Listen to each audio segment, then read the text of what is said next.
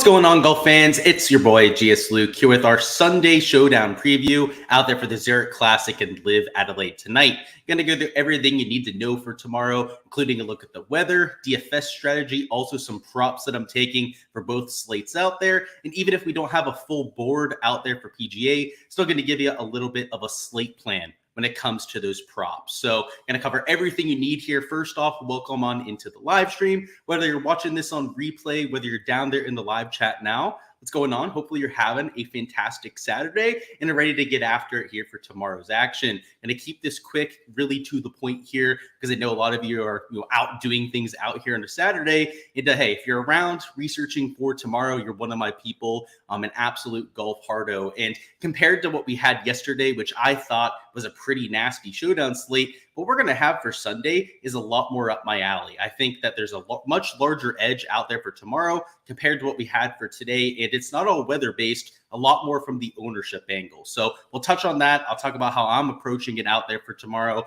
and where I see that potential edge. But little thing with tonight, right? We got draft going on. I've been keeping an eye on that. We have some MMA lineups that I've been entering. And actually, I'm going to keep an eye on my screen over here. So if you see me looking over there to the right, it's because I'm watching the UFC right now. I've got quite a little sweat going on. I've got a few lineups up there in the top 200 of the GPP with 2 fighters left. And I need Nicolau from the last fight to come through. And then I think it's Ryan Spann in the second to last fight. Those are my 2 core plays out there for the slate. So if they can score like 100, maybe 120 fantasy points, we could be cooking over there. And I guess because it's a good little segue here, I'll remind you guys about the sponsor of this show. So right off the bat, right, the source of my projections for the MMA lineups was over there with the Ship It Nation crew. So they're the sponsor for this show because they cover a lot of different fantasy sports, golf included. That's why we use them here on this live stream, but they cover a variety of different sports. So you can see on there, they have MMA. That's where I got my projections for tonight. And it's not just golf, MMA that they cover. They've got NFL stuff when that comes around, NBA going on right now, also MLB in full force at this point. So wanted to mention them right off the bat. And before we hop into the weather side here. So in terms of the weather, in terms of what we're doing with this golf course, let's dive right on in, because for today, we actually had a larger weather edge than what I was expecting because the wind didn't kick up until around noon. So the forecast yesterday was calling for it to kick up closer to like 10:30 a.m., which is why I didn't go all in on the AM guys. Now, I had a lot more of the AM guys in my pool because they were lower owned. That went very well out there for Saturday. It's why I had a slightly over on positive ROI day. And that's even with playing absolute bums like Xander and Cantlay out there, right? That shot, like, what was it, -4 from the best ball format. You can overcome that when you target the right portion of the day. So when we take a look at this Sunday forecast, which looks pretty similar, right? They're calling for the winds to be high pretty much the entire day. They called for the same scenario out there for today's action, but it ended up coming in a little bit later. So I would still favor the morning guys, right? Kind of like yesterday. I mentioned that they're probably going to get a slight advantage no matter what. Maybe an even bigger advantage like you saw here for moving day. So it's alternate shot. That is something to note out there for Sunday. They're changing the format back, right, to that harder format. And with misses going to be even more penalized, right? When you don't have a second ball to work with on every single hole, that wind is even more impactful. So I think you're going to see a lot of leaderboard movement. I think it's going to play pretty difficult out there. Now, they'll probably use some easier pins. They'll probably move up some tee boxes like they did for today to try and offset some of this weather. But when you have 25-mile-an-hour wind gusts, when you have this 13 to 16 miles an hour of sustained wind, you are going to see a lot more mistakes out there. So for Friday's action, the scoring average was about a stroke under par. It wouldn't surprise me to see something closer to even par out here for Sunday. So I still think you're going to see scores. I think you're going to see a 4, maybe 5 under par round, just like we had out there for Friday. But I do think you're going to see quite a few blow-up rounds, right? Something like 3, 4 over par. You saw that for round 2, but even after the cut, when we only have our top tier teams out here, I think you're going to see a few of them blow up, right? There's water on almost every single hole. When your misses are going to be penalized to the fullest extent, like you have an alternate shot, you're going to get some good old carnage out there. So this is where I think we start to get the edge out there for Sunday. Because if we're going to get carnage out there, right, but we are still going to see some scoring, like if you're on your ball striking, like Xander and Cantlay, right, would not surprise me for them to go out there and shoot someone like 4 or 5 under par. You do that, it doesn't matter where you are in terms of placement points. So if you are going off a little bit earlier, you're going to have slightly better conditions, right, than the rest of the field. I think you could go out there, shoot someone like 3-4 under and end up as one of the optimal plays, because up top, I think you have a lot of these inexperienced groups, right, that are teeing off towards the end down here, like a Blair Fishburne, like even Liss Norlander, right? Norlander has not played well at all, right, out there on the PGA Tour. Pretty much every group up here, except for the Lowry McIlroy group, right up there in the second to last tee time, is somebody that is going to be under immense pressure, right? Maybe this Nick Taylor Hadbin group, right, is maybe a little bit more used to being under the gun out there, but literally everyone else, right, is playing for a whole lot out there, right? Whether it's status, whether it's guaranteeing themselves into the signature events, right? All of that is on the line out there at this team event. So for somebody like a Ben Coles, right, Patton Kizzire at this stage of his career, Harry Hall, Scott Piercy, I mean, we could go through every single group here. It would just be life-changing, right, for them to go out there and win this event, let alone to go out there in top 3, top 5, which is going to give them a good chance to get into the next signature event via the Aon top 10 and top 5 that they have out there for that. So this is a golf tournament where I think we're going to see a lot of choking, right? The conditions are going to add to that. The format is going to lead to some carnage, which is why I think we have an edge out there, right? If we're going to see a lot of these guys moving back, well, they're prime fades, I should say, out there for the Showdown format. You're going to get a lot of ownership on these guys at the top end of the board because we do have placement points in play, something that I'm sure a few people out there are probably wondering about, whether you're watching this live or on replay. We do have the placement points out here. So you'll see first place is still getting 13, right? Second, 10 fantasy points. This is going to matter out there from the Showdown perspective.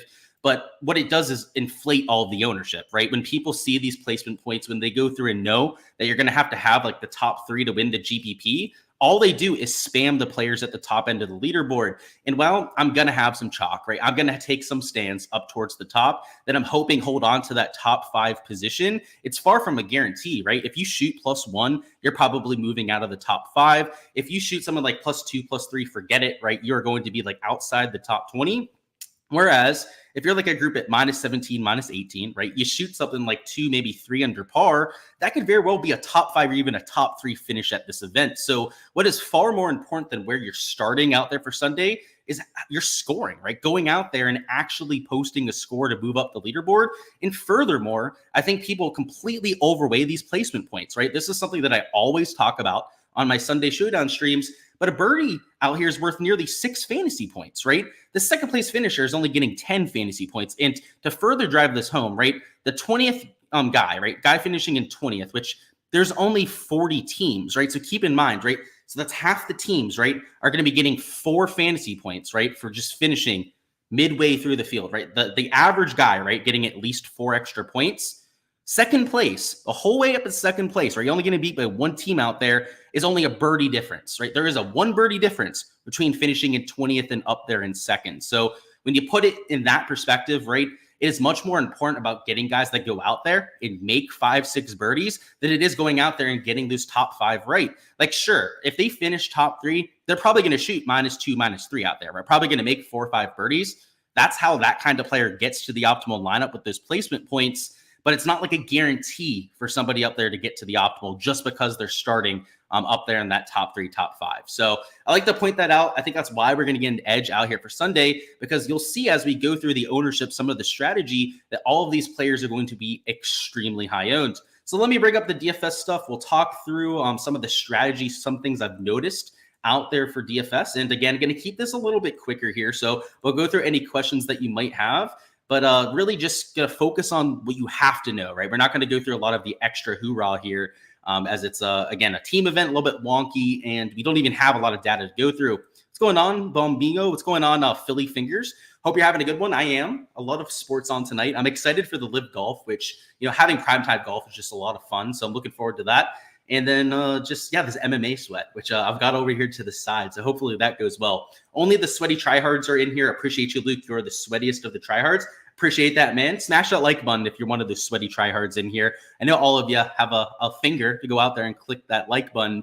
And hey, I appreciate you, Bombino. Appreciate you, Philly Fingers too. Why I win and Phil. Novak killed you in Showdown. Yeah, he wasn't a great play today. And I think a lot of people are going to share that sentiment, right? He was relatively high owned today. So I think he's going to be lower owned out there for Sunday. So he's actually, I think I have him, as actually one of the plays that we're going to talk about here. I'm going back to him for that reason, right? Obviously, a lot of people got burned by him today, and I think that's going to keep his ownership lower. Which, speaking of guys, right? The only edge I see for Sunday, because I think the weather is a wash, right? I think it's going to be pretty windy the whole time. It's not going to be the same kind of edge that we had for today.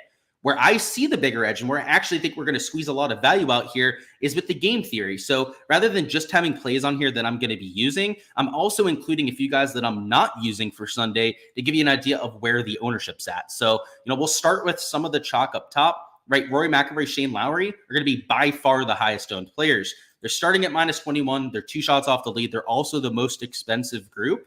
So no brainer that they're going to be the highest utilized group out there for those large field contests. And I'd say in single entries, they're probably going to be like 50 to 60% owned. So you're going to have to pay a steep price when it comes to the ownership and the price tag to go out there and put them into a lineup. And just to remind you about the whole placement point thing, right? Even the difference between first place and 20th when it comes to the placement points is about a birdie and a half, right? So unless a Shane Lowry, Rory go out there and actually make 5-6 birdies, they're not going to pay off an $11,000 price tag, right? I think people think that just because they win the golf tournament that they would be optimal. If they make 3 birdies, let's say they make 4 birdies and 1 bogey, right? So it's not a bogey-free round, but they do make 4 birdies and win the golf tournament. Let's say the guys up top kind of just fall back, maybe shoot like 2-3 over, and that's how Rory and Shane win the golf tournament. That's extremely reasonable. In fact, I think that's a lot more likely than them going out there and making like 8 birdies and winning this golf tournament. If they make 8 birdies and win, that's an optimal performance, right? There's going to be no doubt about that. In fact, if they make 6-7 birdies and win, they're probably in the optimal lineup, right? But that's a ceiling performance, right? Making 6-7 birdies an alt shot when it's going to be windy out there is going to take a lot of really good putting. And what we know is that Shane Lowry has not been a very good putter. We know that Rory McIlroy is not a very good iron player, right? Over the last few months. And I see a lot of that weakness in that group. So if they're going to be 50% owned, I'll fade that all day, right? Because I know that to pay off an $11,000 price tag, you can't just make 4 birdies and win this event, right? 4 birdies plus the 13 for placement is probably going to put them about 45, maybe 50 fantasy points, which is far from bad. I mean, that's going to be way better than most out there. But a group like Cantlay Xander, they make 6-7 birdies, right? They're the optimal player. Somebody like a Kitayama and Colin Morikawa, right? They do that same thing. They make 6-7 birdies. They could easily surpass them as the player up top. So for me, I would prefer taking guys that are lower owned. So that would include a Cantlay Schauffele. That would also include a Kitayama and Morikawa group. So rather than just playing this one group up top and essentially having to lock them to go out there and get leverage, you can play 2 or even 3 groups up there towards the top end of the board as a substitute for that one group that you have to lock. So I'm spreading out my exposure a little bit, which actually feels like the lower risk option, which is kind of ironic given that we're fading the highest owned player on the slate, right? That feels like a relatively risky thing to do, but it's not when you consider that you're getting 2, sometimes even 3 players in replacement, or 3 groups, I should say, right? Players for a normal week, we'd be saying, in replacement of taking that one group, right? If anything, I think that's a safer way to approach it. So don't overweigh those placement points, and that's going to be a recurring theme throughout the stream. Next up, I'll be fading this Corey Connors, Taylor Pendrith group. No real reason for this. I'll be completely honest, right? You have 2 chalky groups here, right? You got the first team Canada, and then the other one here with Nick Taylor, Adam Hadwin. They're both about 25 to maybe 30% owned. You can see, I think that the Nick Taylor Hadwin group is going to be slightly higher owned because they're starting there at minus 20. But you probably want to pick one of these 2 to play, right? Or just fade both of them and go out there and take that game theory angle. The point of me showing you that I'm playing one and fading the other is that I'm not playing all the chalk up top, right? There has to be spots where you're leveraging against the field. There are going to be some chalky players that you are mixing in, right, to go out there and get those placement points. It's just about doing it responsibly, right? If you're only entering a few lineups, right, I would keep the player pool really tight. Right, I would be playing probably an even tighter player pool. If I was only entering 3 or 4 lineups, I'll be at about like 20 lineups myself. I'm out there for Sunday Showdown. So I've got to have a little bit of a wider net, but still I've got 15 players in my player pool, 15 groups, I should say. I'm out there in my exposure out of the 40 to choose from. So I'm obviously keeping it pretty tight for my exposure. And there are going to be guys like Corey Connors, Pendrith that honestly think are pretty decent plays that you have to avoid, right, to go out there and get that leverage. You just can't play everybody and go out there and get over the field on guys.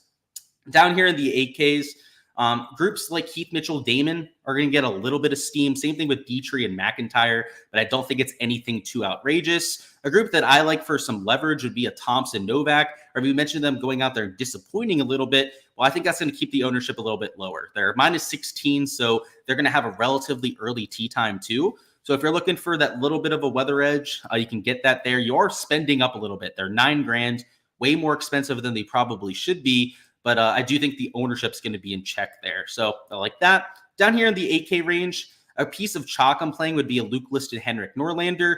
There are going to have to be spots that you're taking towards the top end of the board. And personally, my favorite is this ball striking group of a Luke List Henrik Norlander, because both of them are really good from tee to green, right? Both of them pretty solid drivers. Luke List a little bit of a better driver than what you have in Norlander, but both are top tier iron players, which is key for the alternate shot format. So I'll take them at $8,200 with some chalk, which, if you want to make them a spot that you're fading, I think that's totally acceptable as well. Just pick what you're going to do with that player, right? And kind of just commit to it, right? Take him in 40% of lineups, maybe even 50% to get the leverage to the field, or take him at 0% and go out there and truly fade them. That'd be my recommendation, unless you're entering like 50 to 150 lineups, right? If you're truly 150 maxing out here for Sunday, you can afford to take less aggressive stances on players. But, I'm entering like 20 lineups, right? So I've got to keep it pretty tight. And if you're entering less than that, right, only like 4 or 5 lineups, you probably want to even more so lean into that. The group I'm fading, and again, there's no real rhyme or reason for this, but, if I'm going to play a Luke List and Henrik Norlander, I'm probably going to have to fade occasionally, Michael Kim, right? I can't play all the chalk down here in this portion of the pricing.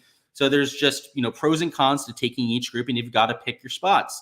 Now, KH Michael Kim, I really kind of hope that KH sputters out here on Sunday, because I want him to be lower owned out there for the Byron Nelson. We're over there in Texas for the CJ Cup, or CJ Byron Nelson, I should say, out there next week. And he's like the absolute god at that golf course, right? He's got multiple tour wins. He's like always finishing top 5, top 10 at that golf course.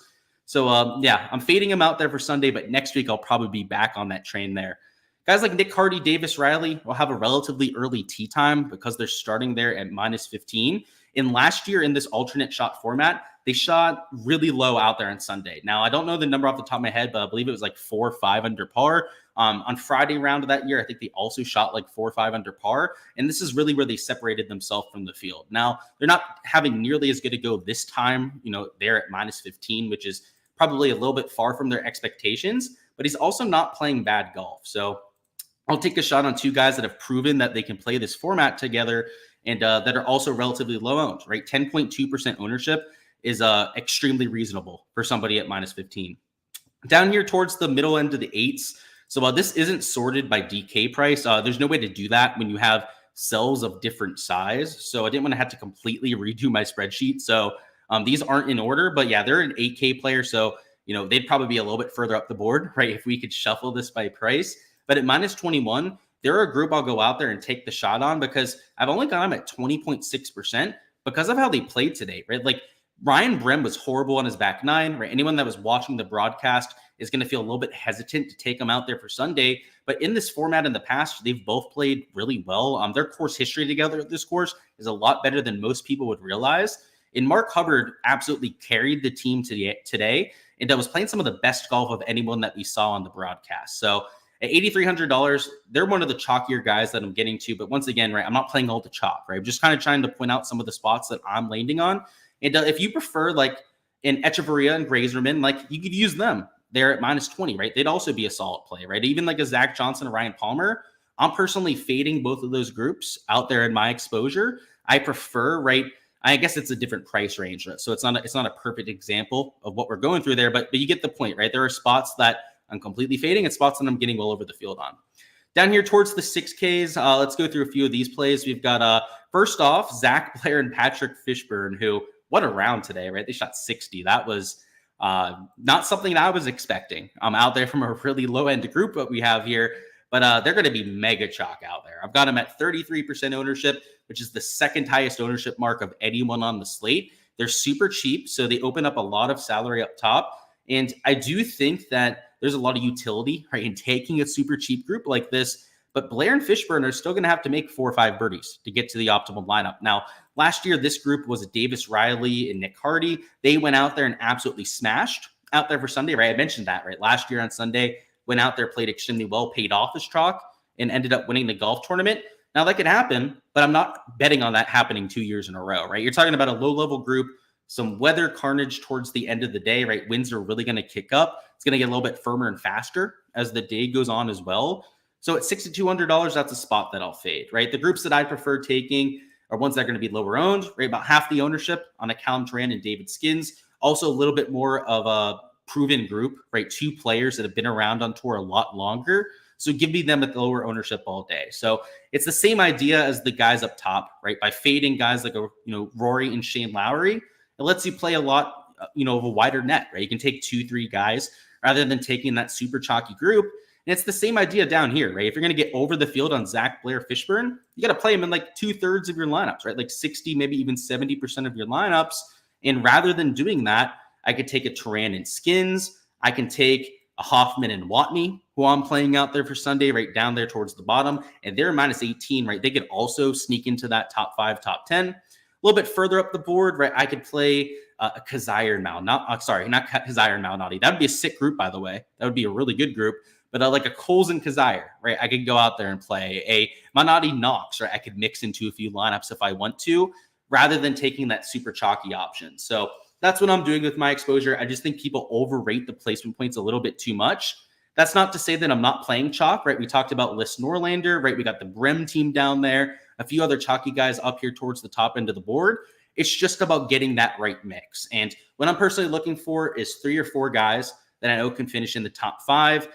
Maybe like top 6, top 7, you'd get there for those 3 or 4 players. And then the last 2, I'm looking for chasers, right? I'm looking for my leverage, the guys I'm going to be taking at lower ownership. Like, for example, going out there and mixing in the Nick Hardy, Davis Riley group, right? The Thompson Novak group at slightly lower ownership, so on and so forth down the board, right? Callum Trent, David Skins would also qualify as one of those lower owned plays, mixing in at least 2 of those into every single lineup. So again, I'm only entering 20 lineups, so my player pool is a little bit smaller than what I'm used to, but I'm just playing with what I'm, have to work with, right? If I'm not going to enter 50 to 150 lineups, I've got to keep things a little bit more condensed, which I think is probably relatable to a lot of you out there, right? I know some people out there might be 150 maxing. That's something I usually do out there for my exposure. But if you're only going with a few lineups, like the vast majority of DFS players, that's how I would handle that kind of slate. Let me bring up Draftkings. We'll talk about some lineup construction real quickly. We'll build one lineup together so I can give you an idea of that. And then afterwards, we're going to talk through props. So just to get a little sneak peek, let me see if they've posted anything on Prize Picks. So they haven't quite yet. Maybe they will by the time that we get there. But regardless, I'm still going to cover how I'm attacking that slate and kind of like the projections that I'm looking for and what I do in given circumstances. So let's see. Any questions down in chat that we need to cover real quick? I like Novak to do that. The Novak Thompson group. Now, let me see where they are in the leaderboard as of now. I know they're not too far off the top 10, so that's probably not a huge hot take. So they're -17, right? They're T19 right now. I like the Thompson Novak group. They're 2 really good ball strikers that should play well and pair well together out there for alt shot. Just probably need to make a few putts. So if they shoot like -2, that probably gets them into the top 10. That would be my pick for that, man. They're going to be low owned too. B-Day Swag, you're running good this week. Well, first off, happy birthday, why I win. I didn't know that. And yeah, that's always a good little touch to have there. That's for sure. Just started watching golf after the Augusta. Never thought you'd be watching and now and betting on golf. And hey, yeah, if you're watching out here and the team events, you've got you must love the sport. That's what I'll say about that, right? Especially if you're new to the sport and you're watching this team event. Good for you. That's how I was when I first got into PGA DFS back in the day. I was playing even on days, weeks like this, and hey, I still do to this day. So if you fall in love with it, keep at it, man. It's a lot of fun. Damon Mitchell, ham and egg. They kind of did that today. I mean, they really did. They pulled it off, right? Players like Damon for holes, I think it was like 7 through maybe even 12, 13. It was like a whole 5-6 hole stretch. Was playing like complete horse shit. You could not hit a fairway, was missing putts, so on and so forth. Keith Mitchell made like 4 straight birdies on his own. So they had that going. Damon was actually pretty decent early. And then towards the end is where Damon turned it on. So they did it pretty well today. Now for alt shot, they're going to have to keep that going. It's a little bit tougher for alt shot. So we'll have to see. I like them tomorrow, though. I'm playing them. Do I have any strategy for Rainmaker Showdown? I've never played Rainmakers before, so I'm probably not the best person to ask, Thomas. But I would go with the same kind of strategy that I am here, right? Your exposures, your utilization rates, right, are going to be a lot higher on the players that are at the top end of the board. So I would probably take guys that are starting a little bit further back, right? That are maybe starting in that 10th, the 20th range, right? Maybe even up to like 25th range in terms of your starting placement, and then hope that they move up the board. So I've never played Rainmakers before. I've certainly never played Showdown Rainmakers, but that's what I'd be looking at. Just based on what I know about the format, the guys at the top are going to be used a lot more, and you can kind of count on that and use that in terms of your game theory. So let me build a lineup for you guys. Again, this isn't something that I'm going to enter myself. It's more so just to show you the kind of thought process that I go through when I'm building a lineup myself. And for Sunday Showdown, like I said, I'm looking for 3-4 players that are ideally going to finish in like the top 7. And then my last 2 players, I'm okay if they don't get a bunch of placement points, because I'm just looking for them to make like 5-6 birdies. So let's start with the 2 players that I don't care about the placement as much. So we're just going to force in our differentiation right off the bat. So a few players that I like for that, let's go ahead and throw in that Nick Hardy, Davis Riley group. That's probably my favorite option when it comes to getting different. And then I'm going to throw in this Charlie Hoffman, Nick Watney. Now, Hardy, Davis Riley are 7,300. That's pretty average price tag. But with Hoffman and Nick Watney, this is saving a bunch of salary, right? That puts our average salary up to $9,000 per player, which means we can pretty much play whoever we want, right? So if I want to go up here and play Xander and Cantlay, right, who are $11,000, right? They cost quite a bit of money. I can afford that here. If I want to go down a little bit further and take a chalky, but I think a really good play down here in the 8K range with like, a Mark Hubbard, Ryan Brehm, even a Luke List, Henrik Norlander. I could finish my lineup out here in the 8K range, which if I wanted to take a Straka Garnett, I'd actually think they were pretty good last man in, because, we have some chalk here, right? This Xander Cantlay group, this Brehm Hubbard, and also the List Norlander group, right, are all going to be at least 20% ownership. So we have 2 pivots up here, but adding a third pivot, right, is could never hurt you, right? Obviously, I think you could take a little bit of ownership here and get away with it. So if you wanted to go down here and throw in like a Mitchell Damon, that would be leaving $300 on the table. It would give you slightly higher ownership. You could totally get away with this. This would be a totally fine lineup out there for the large field GPP. But if you went up here and took a Garnett and Straka, I'd actually say that this lineup has a better chance of being unique because you're getting a lower ownership number out there with Straka and Garnett. So as long as you're forcing in a few pivots, right? We did that at the first spot it's in our lineup, right? Spots 1 and 2, right, or pivots, right, were actually cheaper plays that we're going out there and mixing in. It gives you a lot more flexibility with the rest of your lineup. So I like a lot of this 8K range. I think there's a lot of value on the players down here in the 8K, especially in terms of your placement points. So I kind of like the idea of taking one spend up, right, whether it's a Xander and Cantlay, whether it's a Morikawa Kitayama, and then dropping down into the 8Ks and really peppering it. Now, I still like the Nick Taylor, Adam Hadman group. I am going to be getting some exposure there myself. But if you do go a little bit cheaper, it's easier, right, to not have to go way down to the 6K range with a bunch of your players. And I think you're still getting quality guys here. So like the Keith Mitchell group I like, right? I mentioned the List Norlander, right? I mentioned this Brehm Hubbard group. These 3 groups in particular, I'm probably going to have in like 50% of my lineup. So they're going to be some of the stands that I'm taking, right? Obviously, I'm going to have to hope that they shoot 2, maybe 3 under par out there tomorrow. Because just finishing in the top 10 is not going to be enough, right? If they shoot even par and only make like 1-2 birdies, that's not going to be what I'm looking for from these 8K players. So hopefully they can go out there and get the job done for me. But hey, it's PGA DFS. Nothing's a guarantee. And frankly, I'm ready to get kicked in the nuts by it, because that's what's happened at this event pretty much for most of the week. All right, that's all I got for DFS, guys. If you were just here for DFS and you're hopping on out of here, I appreciate your support here. Go ahead, smash the like button before you hop on out of here. And next week, we've got the Byron Nelson coming up. So it's I would say a pretty weak field. It's definitely at the bottom half of fields that we get out here in the PGA Tour, but it's a really good one to go out there and do your research, right? There's no team event wonky craziness going on, so we don't have to account for all of that. But we still have players that we have shots gained metrics for, right? We can still do our modeling, course data, and lean into that. It's a lot more predictable than what we have this week. So I'm looking forward to that. We'll have content out as soon as early tomorrow morning, right? Going over the course, DFS breakdown dropping a little bit later in the day. So if you aren't already subscribed to the channel, make sure you do so you don't miss any of that when it drops. And like I said, the only thing I ask is that you smash the like button before you hop on out of here. So stream is not over. Still going to be touching on props, how I'm handling it for PGA and for LIV out there. And if you want my thoughts for LIV Showdown, you can go ahead and throw those down in chat as well. So I was just sending off anyone that was just here for the PGA DFS stuff, as that's probably the biggest contingency of players and people down there in the live chat. But hey, we still got a little bit of live stream to come. What do I think about Skins? So I think in general, he's playing pretty well this year, right? He was in contention at the Cognizant. Forget what event, but there was one in the last month where he was also in contention at that event.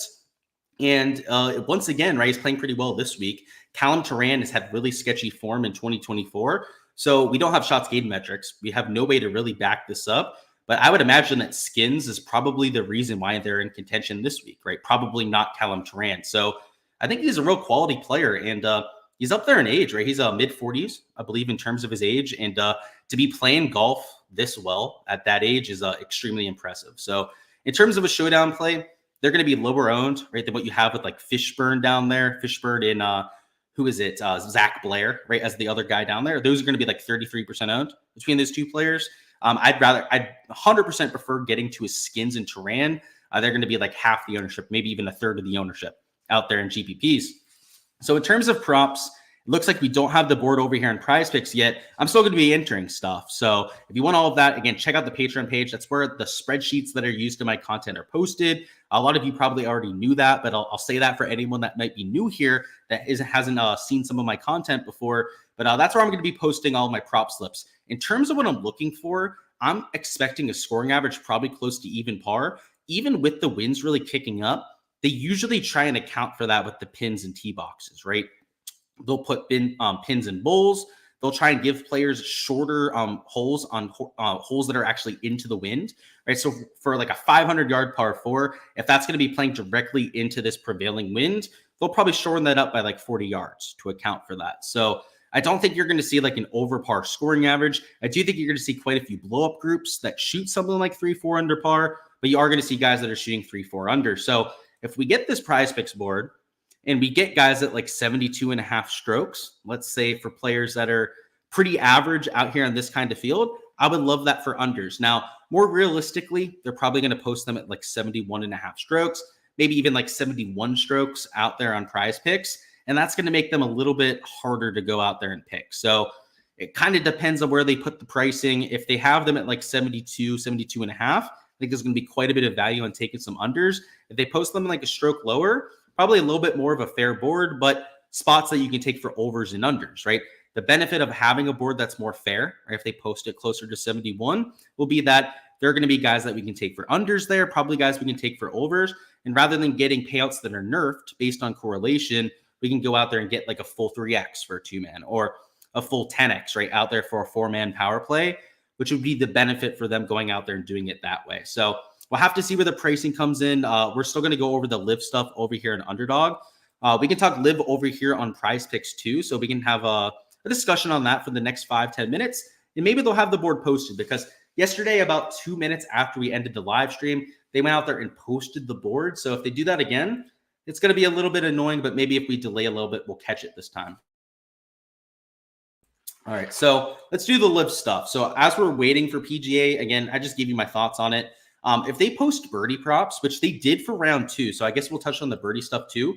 If they post guys at 3.5 birdies that are half decent groups, like guys that I would say are like top 5, top 10 groups of the groups that are left over, I'll take them for overs at 3.5 too. So whether it's the 72.5 strokes line, maybe 72, 71.5 strokes line, those would be spots that I'd consider unders at. And same thing with 3.5 birdies. Let's do the LIV golf stuff like I was saying. All right, so let's find Adelaide. Let me get the pin actually on the golf course this time. So we're getting the most accurate forecast possible. And what you'll see about this, and let me also bring up Data Golf so that we have all the data to work with. Golf course got roasted yesterday. And as unfortunate as it is, I actually ended up losing money on my props out there for round 2 of LIV, which made no sense because it played way easier than what we had for round 1. The birdie average was over 5.33 per round. Guys like Anthony Kim, right, were able to make 6 birdies, but I had 3 guys hook and screw me out of slips. So I had a few hit, which was fine, but multiple slips. In fact, I think it was every single slip that I had either hit or went at least 1-1. And they were all 2-mans. I kept them all pretty tight with my exposure. And I had guys like Leash make 4 out of his 4.5 birdies. He lipped out like 4 birdies on the day. So that's how that one went down. Who else? There was Arnabon Lahiri, same thing. He got 4 out of 4.5 birdies for his projection. And he also lipped out like 2-3 times. The last 2 holes, he had less than 15 feet per birdie. He had like 6 feet on one. He missed the hole completely there. So that was just a complete fuck up by him. And then the last hole, he had like 15 feet and then hits the hole. And it doesn't end up dropping. So it should have gone a lot better because look at the scoring average, right? It was 3.46 under par. And if you run the birdie or better average by each hole, there were 5.33 being made per round. And I think the best way to put this into context is to look at Anthony Kim of all people, right? Anthony Kim, not very good, right? Losing on average 5 strokes per round to the field over here in LIV Golf, right? Shot even par, so not great, right? Shot a 72, but had 6 birdies, 1, 2, 3, 4, 5, 6 on the day. Out there at this sort of golf course, if guys can make 6 birdies like Anthony Kim, like imagine your top tier players. Now, out here for today, the winds are supposed to kick up a little bit. So I do think that conditions might be slightly harder than what we had for yesterday or last night, however you want to put it out there. But round 1, we had the same sort of wind, right? We had like 10, maybe 12 miles an hour wind, pretty on par with what we're going to see out there for Sunday. And it still played 2.6 under par. The birdie or better average for round 1 was over 5 birdies per round. It was about 5.1 birdies out there for round 1. So out there for Sunday, right out here for tonight, over here on the East Coast of America, I'm expecting a pretty similar scoring average. So I've got my predicted scoring average at 2.5 under par. I've also got my predicted birdie average right at 5 birdies or better per round. So when we go through some of these projections, we can use that as context. So the first thing I'm going to go through over here in Underdog are my 2 favorite birdie or better props, because in my opinion, these are the best projections that we can take. So these are 2 props only available over here on Underdog. So you're not going to be able to take these over there on Prize Picks because they're not offering these 2 for birdies or better. But it's Mark Leishman and Carlos Ortiz over 4.5. This was the first slip that I got to. In my opinion, the best 2 props that we have available, regardless of site. First off, it's Leishman at 4.5, who burned us yesterday at 4 birdies. So I already told you, right? He got the 4, then was just lipping time in, time out for his last 4 or 5 holes. He's normally a lot better putter than that. And something to note about this wind is that it is a stronger wind, but it is going to be helping the players on all the par 5s. So there's 4 of them out there. They all play in the same direction. They're all going to be playing downwind, and 2 of them are going to be potentially eagleable. So I think that you're going to get even better scoring on those holes. And it's not like the other holes that are like short par 4s or short par 3s are going to be hard going into the wind. So I thought that pin locations for moving day were actually a little bit spicy out there. Were probably a little bit harder than what I was expecting to see. So with that 5 birdie average, right, somebody like Leishman, who's been much better in 2024 over there in LIV. In fact, he's had some of his best starts over the last few weeks, projects for at least that field average, right? I think calling Mark Leishman a league average player would probably even be like a diss to him, right? He's better than a league average player over there. And even if he plays his one, right, that'd be right at the 5 birdie mark. So comfortably over 4.5. Carlos Ortiz has been in much better form. He's up there in the top 3 of this event at this point. He's coming in with 5 straight top 15 finishes in terms of his worldwide starts. So that's probably like the 5th time that I've talked about that this week, right? Carlos Ortiz was somebody I was on heading into this golf tournament and obviously still riding that train out here on Sunday. But again, at worst case, you call him a league average player, right? Which again would be a diss based on how the form has looked over the last month or so for him. And 4.5 birdies, go out there, have a league average day, and he makes 5 birdies out there for today. So those are 2 props that I think should be at least at 5 birdies. And even if they would be players I'd be looking at for an over. So that's going to be the slip for Underdog. We'll do one for Prize Picks now where we don't have all the same props that we can choose from, but I do like some of the strokes fades over here. So the main one that stuck out to me was this over on Danny Lee. There are actually a few other fades that I'm taking out there over there as well. But just to make sure that we're getting a full payout, I'm going to mix them in with this under on Jon Rahm strokes. Rahm is at 67 strokes, so if you wanted to play him on an Underdog, you could. But just for the sake of this, I'm going to use him for the slip over here on the Prize Pick side. Danny Lee at 69 strokes, that would be a -3 projection. If I think the scoring average is going to be close to what it was for round 1, which again was like 2.5 under par, right? That'd be 69.5 strokes. And Danny Lee, if you take a look at the shots gained metrics, has not been very good, pretty much regardless whether it's this year or last year over there on the LIV Tour. So for somebody that's normally worse than league average player, right, he's projected 0.5 strokes better than what I think the field average is going to be, right? That'd be a good fade spot, right? Because you have the 0.5 discrepancy compared to the field. Also, somebody I think is just worse than the field to begin with. So that's at least a stroke, maybe even the 1.5 stroke value out there towards Danny Lee. So I'm taking his over there. A lot of that just because he's not him, or he's one of the lower tier players over there for LIV Golf. And then Jon Rahm, he's been very consistently gaining 2.5, 3 strokes to the field in terms of his shots gained on the LIV Tour. And if I think the scoring average is going to be like 69.5, well, 2.5 shots better than that is 67 strokes. So I think this is a fair strokes line.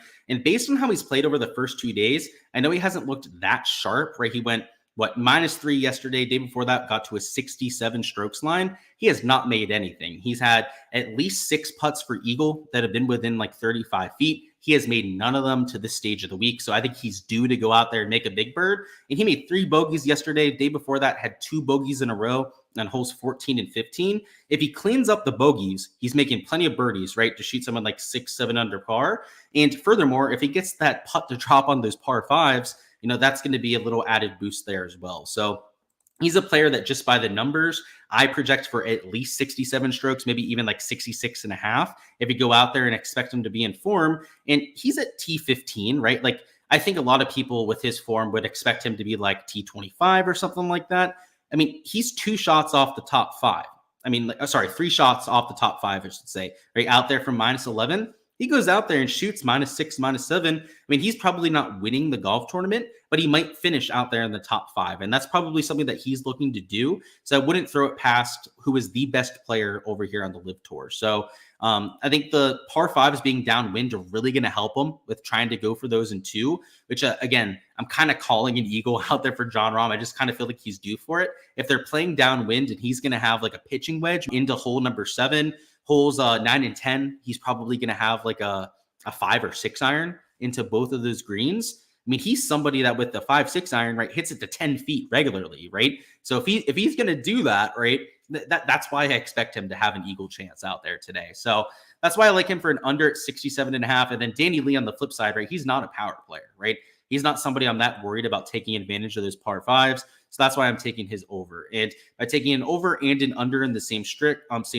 we can go out there and get a full 3x payout, which is why I went out there and structured my card that way. So this combination of Underdog doesn't pay a full 3x. It only pays 2.79x, which if we took 2 in the same direction here, we'd only get, like a 2.75x payout over here on Prize Picks. So at least right than what we have on the Prize Picks side. But yeah, certainly far from ideal, I would say. Let's see. Did we get a Prize Picks board yet? Yeah, it doesn't look like we got one quite yet. I'm telling you, probably like 2 minutes after we get off the live stream here, it'll probably end up getting posted.